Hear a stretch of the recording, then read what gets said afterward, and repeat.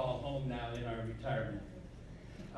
You folks are not expected to know who I am, as many of your spouses and guests didn't attend Springbrook High School, about a third of the people here.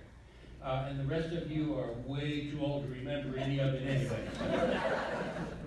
I was not a big deal back in '64. I'm not a big deal now, but I'd like to tell you about all the people that were. I've been given a few minutes to thank everyone for your part in making our unique Springbrook experience so memorable and so enjoyable and valuable to our future success. What I have to say today is about all of our success. We were the classes of '64, '65, and '66. We weren't one class or the first class. We were the first three together.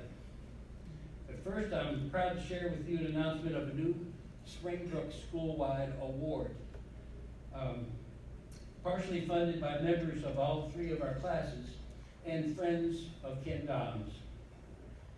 It's a little bit emotional, but the award is presented each year to the most deserving student athlete at Springbrook High School. Deserving is the real key to this award. It's not necessarily top of the dean's list, or all-county athlete, or the athlete with the highest grade average. It's the most deserving athlete and student who worked the hardest and accomplished the most and grew the most in each area. The award has been permanently named the Ken and Imelda Doms Student Athlete Award for Ken Doms and his darling wife.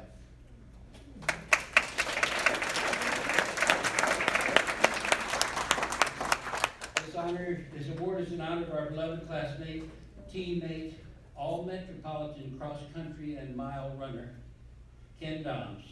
He was a basketball star for 3 years at our school, and he was our school's first state champion in cross-country and in the mile run, and he held the record for the mile run for several years after we left school.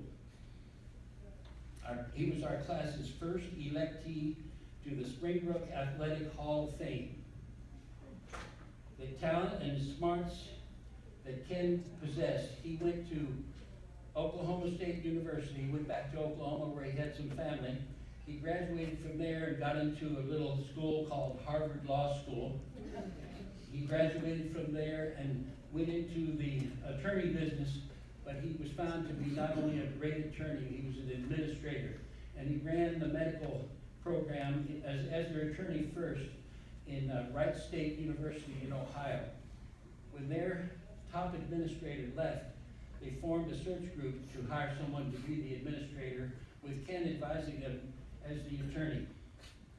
They quickly came to the decision that Ken would be the new administrator. That was really something, a big deal. Ken thought it was beyond him, but it's exactly what they needed. His talent also led him to be a mentor to students who wanted to go to Wright State and couldn't afford it. He and Imelda started a fund anonymously to fund students to get into the school, deserving students who couldn't otherwise afford it. He didn't tell anybody about that. He didn't even tell the people in Ohio that he used to be an athlete. They just said he liked to run all the time. They never knew he played any basketball or won any games anywhere, so that was really amazing. He was a very modest individual. Our little funding was matched by the school, and we have awarded this year's first honoree. We're still reeling from the loss of Ken, but this is how we can bring him back each year. He went to heaven in December of 22 to be with Imelda, and we're going to keep them close in our hearts every day so that he isn't too far from us at any time. I want to thank them right now in a manner by asking you to greet and thank Imelda's sister, Rose Rochelle, and her husband, Randy, who are here tonight.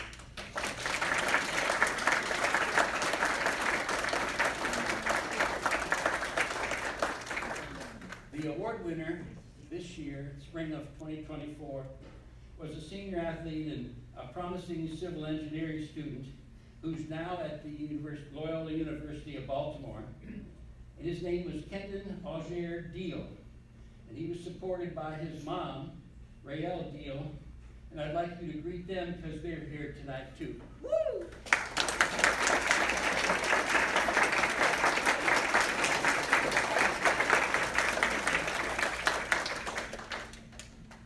This is so important to our heritage that we have all done this. All three classes participated, and it's such a worthy thing that brings back exactly what we knew about Ken. It will always be alive in that manner. For any of us that weren't with us in the old days, the spouses and friends that are here tonight, we started as a new school. The wonderful presentation before us told us that we were all brand new, 9th, 8th, 7th grade, and so forth. We would have all gone to different schools in the county. Our older brothers and sisters would have gone to Sherwood and Blair and Northwood, teams that we just started beating in sports when we got there. We were the lucky ones. We were the ones that got to be in 64, 65, and 66 with administration people. You just wouldn't believe if you haven't been there. We had the greatest staff and coaches and teachers. A principal named Dr. Alberg, who started all of it, hired all of them.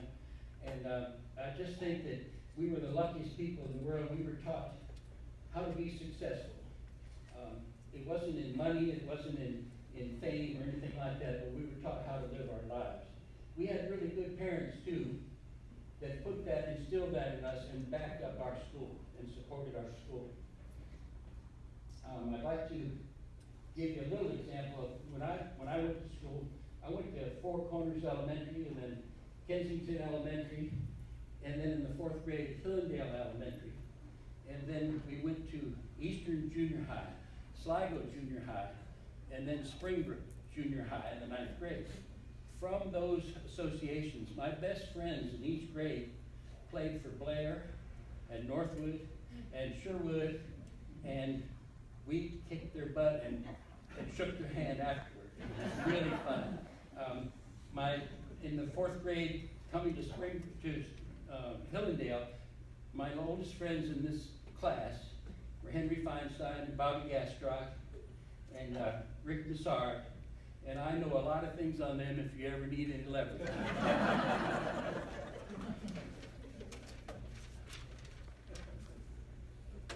There are other members here, many members here, of the Springbrook Athletic Hall of Fame, and I know you all couldn't attend those ceremonies. Ken was our first one, but there's others here that I'd like to just call out if I might.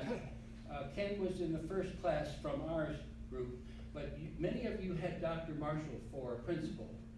The class of 64 didn't ever meet Dr. Marshall. We had Dr. Richard Alberg, and Dr. Marshall was entered into the Athletic Hall of Fame for sustaining and promoting and creating the winning atmosphere and traditions at Springbrook, which we did.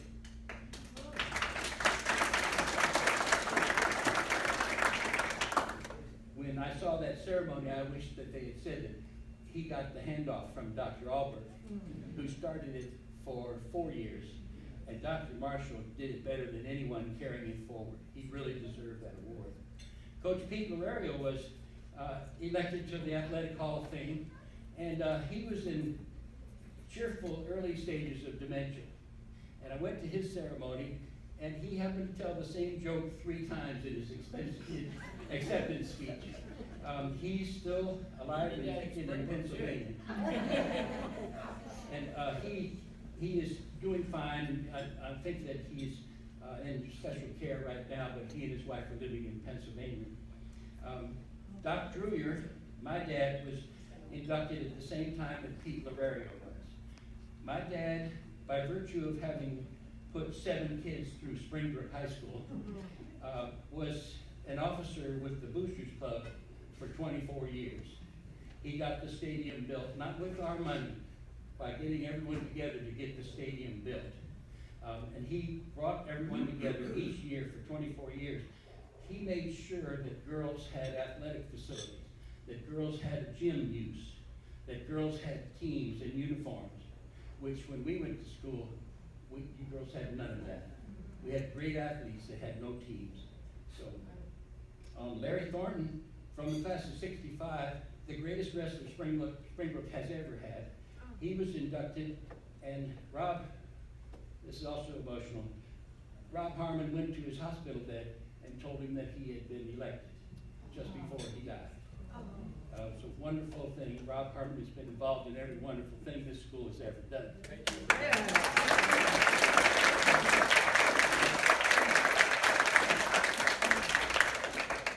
Soon after that, we elected another member of the class of '65 who you've never heard of, and his name is Rob Harmon. Rob was inducted for his high level of play. He was all county. When they come out at the end of the year, they have an all metropolitan format for AA and single A, Class A. Rob was all metropolitan in Montgomery County in basketball. He played golf. He played football. He did it all. But he spent a career of supporting Springbrook High School, coaching, fundraising, and mentoring kids who otherwise might not have been allowed to come out and play. He made sure kids had tennis shoes when they didn't have them. He did so many things like that. Rob, of course, is here tonight, but I hope you all realize what a value he has been. He is Mr. Springbrook.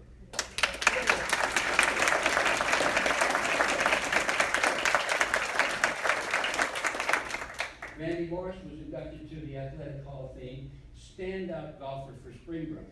But he also advanced and played in some PGA Tour events. That isn't his only success.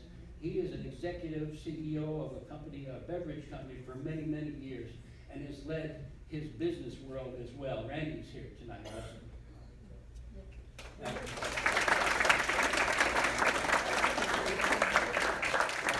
My buddy and teammate, Big Bill Jones, is here somewhere. He broke his leg, they had to shoot him, so. Bill is very humble, but still very school-spirited. He wants to go out and play a little basketball in the parking lot right now, if any of you want to. He just isn't able to anymore. He was a superstar in football and basketball, and he was dominating in every game he played in. And it seems, Bill will tell you, we never lost a game. But I like that story, so I believe it. So, Bill is suffering now from all the injuries, shoulder, hip, knees, ankles, and everything, because he gave everything he had in every sport and never backed down from anybody. And he still thinks he can do it. Yeah, he still That's the thing. I didn't want to say that, but Bill still believes he can do it. Yes, he does. And I would go with him. I'd be his teammate in anything that he wants to do.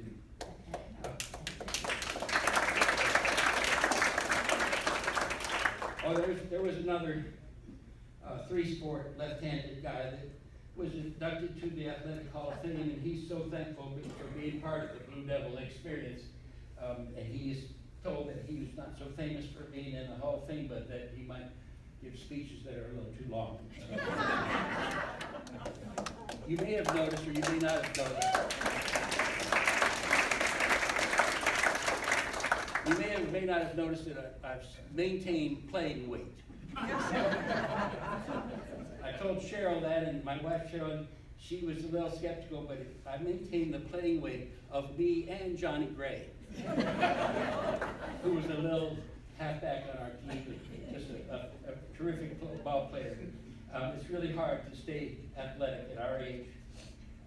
I'm hopeful that the current Hall of Fame electors will consider more people from the class of '66 and some more people from the class of '65 and one from '64, Ed Steers, wrestler, football player, wrestling genius. He played at the Citadel, was undefeated in wrestling in his college career.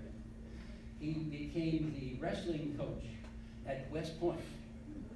And when he was contacted, he agreed to come back and be the wrestling coach at the Citadel. And then at the Citadel, he became the athletic director. And then, when he retired, he became the president of a neighboring college in his retirement. And now I don't think he sits still for a minute. He runs 4 miles a day with his dog. Only the dog complains. And he is quite an athlete, but he will not be considered for our Hall of Fame. He says other people are more deserving. He is in the NCAA National Wrestling Hall of Fame.